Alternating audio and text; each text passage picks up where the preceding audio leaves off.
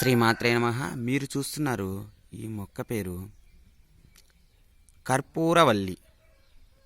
సంస్కృతంలో, తెలుగులో కూడా కర్పూరవల్లి. వాడుక భాషలో మాత్రం కప్పరిల్ల, ఉప్పు ఆకు, రకరకాల పేర్లతో రకరకాల ప్రాంతాల వారు పిలుస్తుంటారు.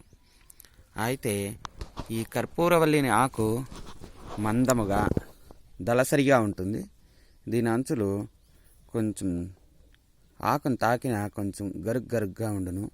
తర్వాత వచ్చి ఇది చెమ్మ లేకపోయినప్పటికీ కూడా బతకగలదు.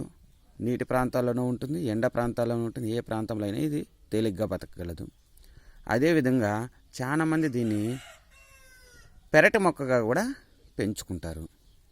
దీని వాసన వాము వాసన మాదిరిగా ఉంటుంది. ఈ ఆకులు వాసన వాము వాసన మాదిరిగా ఉంటుంది.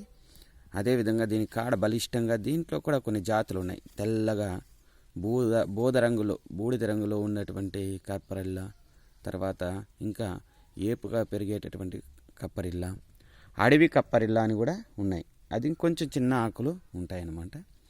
అయితే ఈ కప్పరిల్లను ఎవరైతే కపదోషంతో బాధపడుతుంటారో వాళ్ళు ఈ కప్పరిల్లలో కొద్దిగా లవణం, అంటే కళ్ళు ఉప్పు, సముద్రపు ఉప్పు అంటారు కదా, దాన్ని కొద్దిగా ఈ ఆకులో వేసి నములుకొని తిన్నారంటే ఆ కపదోషం అనేది తగ్గిపోతుంది.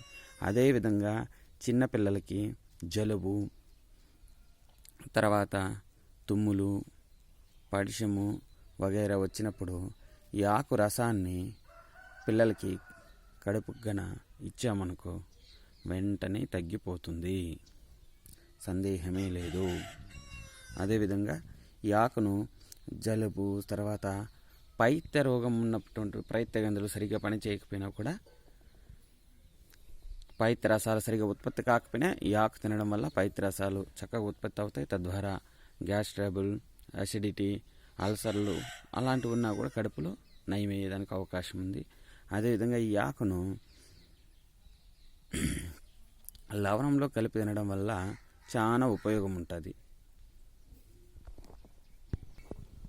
స్వస్తి.